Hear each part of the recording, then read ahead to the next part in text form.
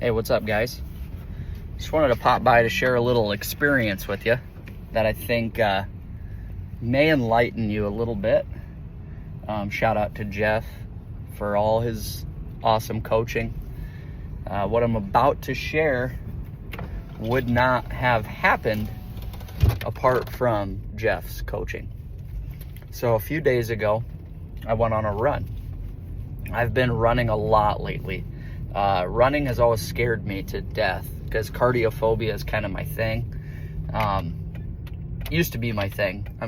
My relationship with my anxiety has changed tremendously. I've been practicing surrender and acceptance since December of 2023. So, over a year and a half. I met Jeff in December of 2023, if you can believe that. Some of you are just meeting him now. Tell you what, listen to this guy. Rose too, obviously, Rose. Rose hasn't coached me as much as Jeff has, but Rose obviously knows what she's talking about. But I've been practicing surrender for about a year and a half. And I tell you what, started in December of 23, 2024, there was moments where I thought, man, I got this thing beat. And then I'd have a setback or an episode, a wave hit me, and I'd, fall back into all my safety-seeking behaviors, my reassurance-seeking, and then I'd feel defeated, and I'd be on the phone with Jeff saying, like, how can I ever beat this thing? And Jeff was always just like, hey, man, it's a long road. It's a rocky road. It's up and down, and the move never changes. It's always the same move. It's funny, the move on, as soon as you spend some time with Jeff and Rose and on some calls, within a week you know the move. And that's the same move you're going to practice until you're 18 months in, like me. Same exact move. So anyways, 2024 was really up and down, really rocky. The summer of 24 was incredible. A year ago I thought, man, I got this beat. Then I had a massive setback in August. The end of 24 was hell again. I started going back to doctors, cardiologists, all this stuff, and wouldn't you know it, I spent $7,000 or something to hear the same thing I've always heard. You're fine. Clear for takeoff. Do whatever you want. Exercise like crazy. You're healthy. 35-year-old man, and you're in great health. So I was really happy that I spent all that money just to hear that again. With, a wife, a mortgage, 3 kids, a 4th on the way, and here I am shelling out money to hear the same exact thing again. So, end of 24, I have some mega inspiration from a dear friend of mine who would end up passing away this May of cancer. Basically saying, you're gonna recover from this. You're gonna recover. And so I've been doing that same move that I learned a year and a half ago. Surrender. Palms up. If I go down, I go down. If this is it this time, then it's it. But I can't live life every day, every second thinking, oh man, I'm going to die. This is the time. This is the time. Oh no. I need to get to safety. I need to get help. Like, how many times am I going to let this ghost show up and freak me out? So there's your introduction. Now I'll make the story really quick. As I mentioned earlier, I've been running a lot. Trying to run 100 miles this summer. I'm a teacher at a school, and we have a thing called the 100-mile club, where you try as a staff person to run 100 miles over the summer with the cross-country team, with the athletes. I never in a million years would have signed up for something like that. Like, no way, Jose. Especially running in Iowa in the summer, the humidity and the heat. Like, are you kidding me? A lot of you can relate, I'm sure. So, I'm doing it. June, didn't run a ton of miles. July, I almost ran 50 miles. Now I'm in August. I've got about 2 weeks to finish this thing off. I'm at about 75 miles. 25 miles in 14 days is nothing. I've been averaging anywhere from 3 to 4 miles. I've ran a 5-mile run. I mean, I'm crushing it, and I'm just responding the whole time. Anyways, I was on a run a few days ago, got to the end of my run, and panic sets in. I have about 0.4 miles to get home, and I panic. I have a full-blown panic attack. I run into this business, and some dude's walking out, and I just ask him, I say, hey, man, can you just drive me to my house? I've never met this guy before. I freaking hitchhiked home because I was freaking out so bad. And this dude brings me home. Super nice guy, good Samaritan, helped a brother out. We talked about anxiety a little bit in the car. Never met this guy in my life. He brings me home. I get home, I tell my wife, I freaked out, let panic win again, let it scare me. Symptoms showed up, thoughts came raging in, and I bailed. I haven't bailed in a long time. So you know what the instinct is? Well, shut down running. We're done running now. Hell no, not doing that again. That's the instinct. And, over the last 18, 20 months, I probably would have made that decision.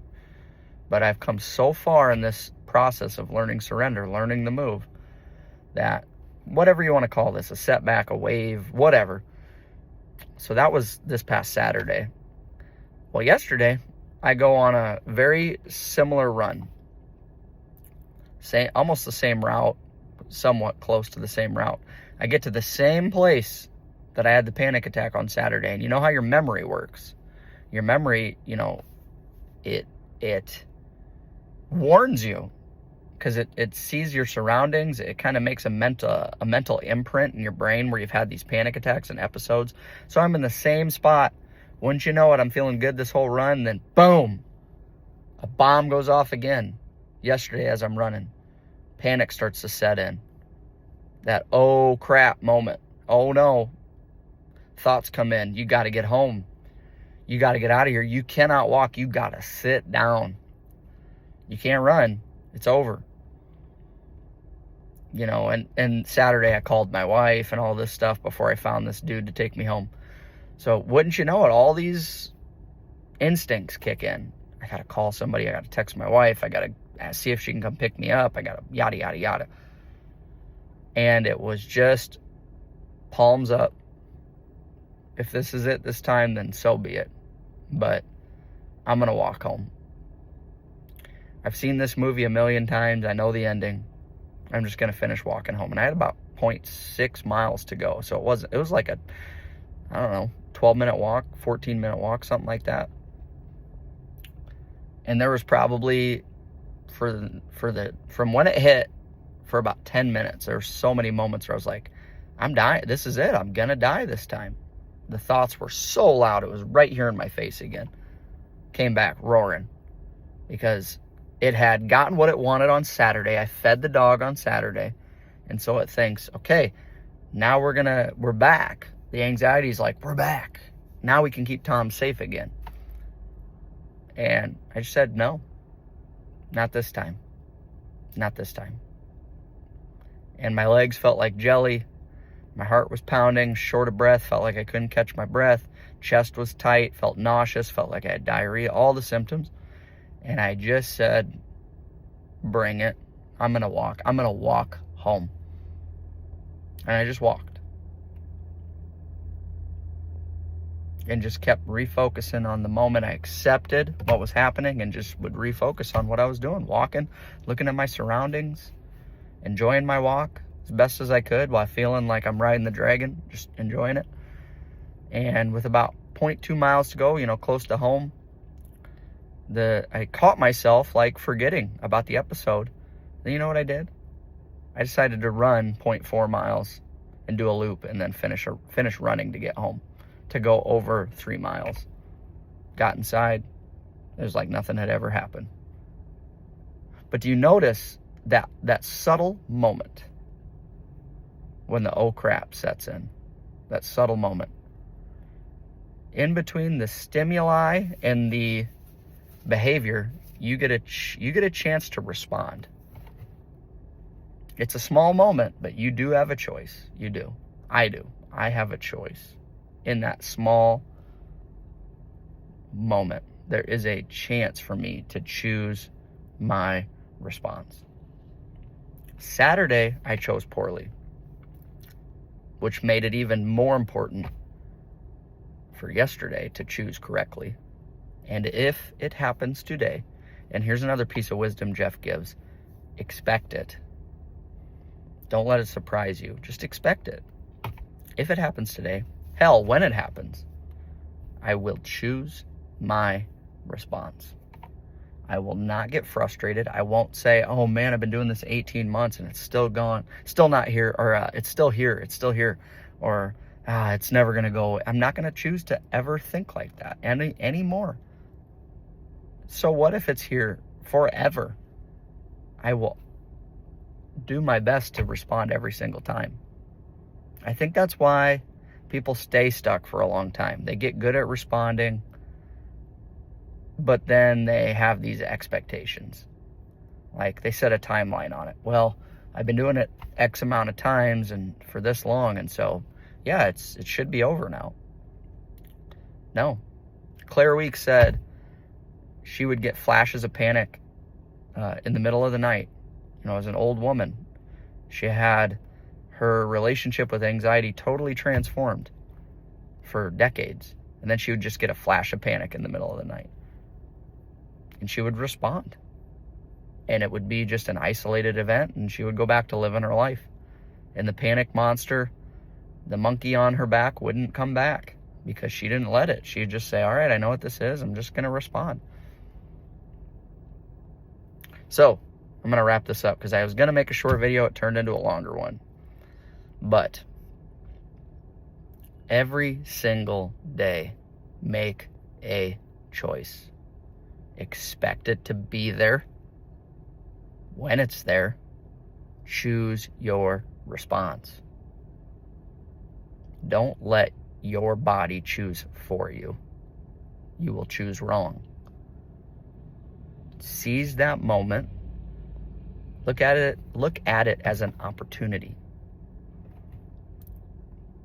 to win. And you have to truly surrender. You have to truly accept it. You have to truly just accept that your body feels absolutely wackadoodle. But then remember, every time it feels brand new, but you gotta have this deep down in the recesses of your memory. It's not new. It's not. You've seen the movie zillions of times. The ending is always the same. It goes away. And guess what? The safety behavior that you've crafted doesn't help it go away. You might think it does, but it actually keeps it hanging around for the long haul. Those safety behaviors, the reassurance seeking, it keeps it hanging around. There's so many analogies, so many metaphors.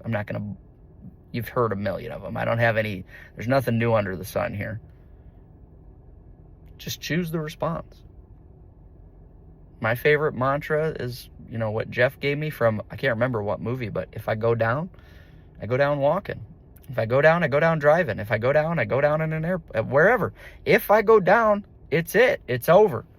I'm just like, okay. Agoraphobia. You're in your backyard. Or you're 1,000 miles away from your home. One feels scarier, doesn't it?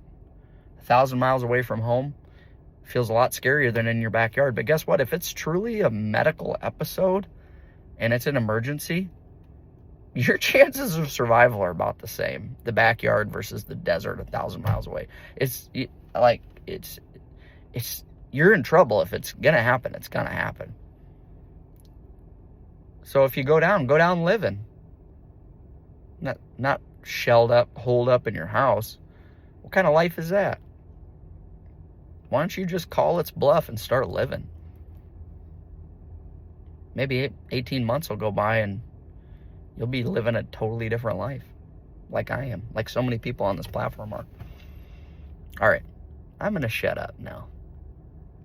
If you've watched this long, thank you. I hope this has enlightened or blessed you or helped you. Sidebar, I am a believer in Christ.